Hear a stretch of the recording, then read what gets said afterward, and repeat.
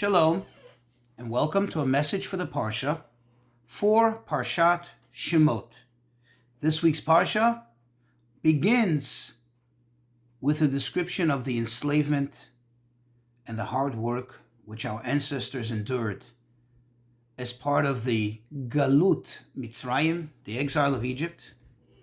And very quickly, we become familiar, we begin to recognize the greatness of our greatest leader ever, Moshe Rabbeinu, Moshe our teacher, the one who took us out of Egypt, the one who later delivered us the Torah and led us until literally the border of the Promised Land.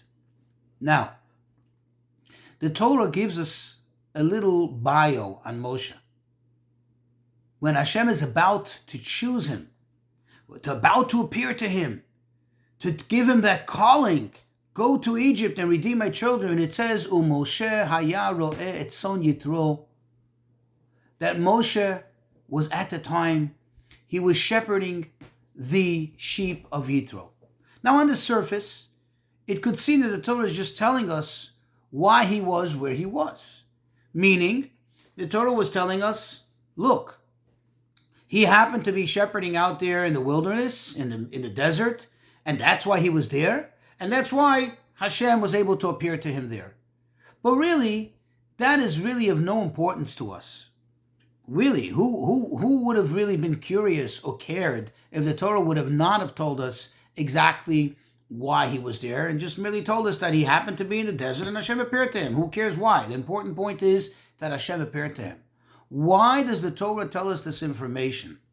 Why does the Torah share with us what his occupation was at the time? That he was busy with the sheep.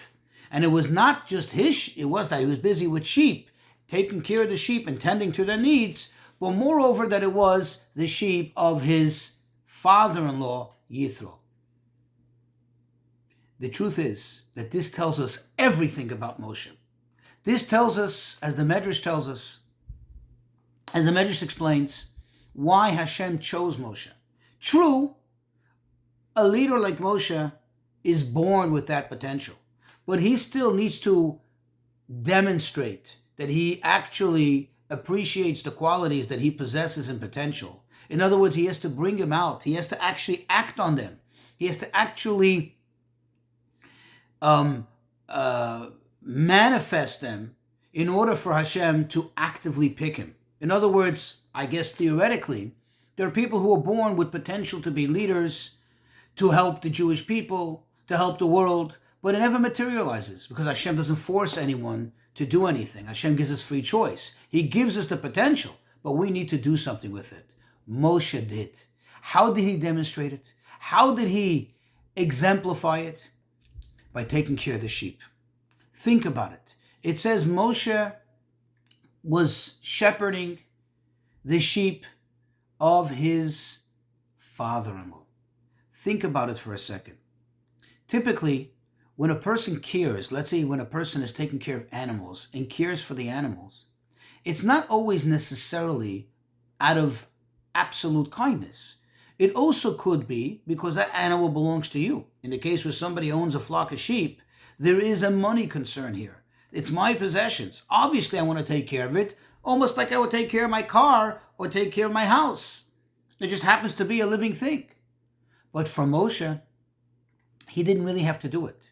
Remember that Yithro had 7 daughters who prior to Moshe's arrival in Midian were already shepherding the sheep. They took care of the sheep very well. Why did he have to volunteer to take care of the sheep?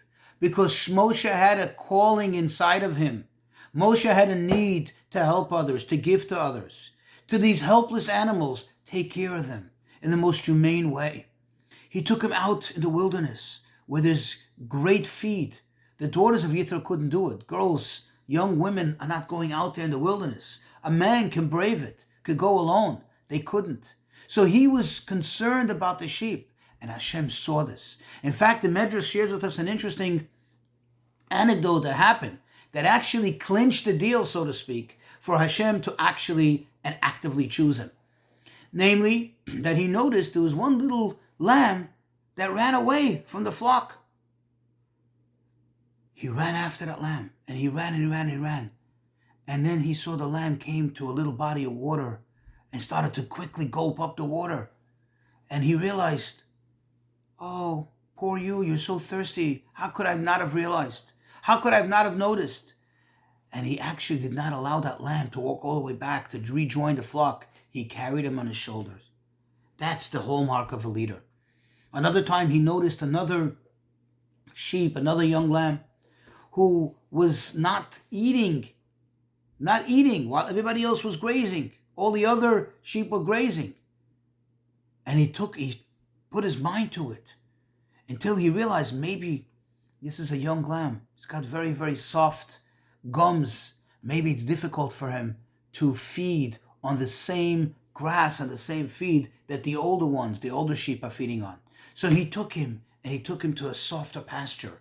And these are the things that Hashem noticed. These are the things that Hashem said, this guy who has such compassion for a living thing, for an animal, certainly is worthy of leading my children, my flock, and they shall become his flock. I will entrust my flock in his hands. And this is why in the Zohar, Moshe is always referred to as Ra'ya Mehemna, the faithful shepherd.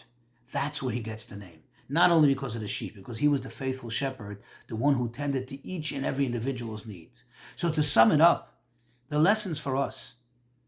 Typically, people are concerned about collective things, but they forget the individual. But then you have people who get very zeroed in, very focused on the individual, and forget the collective.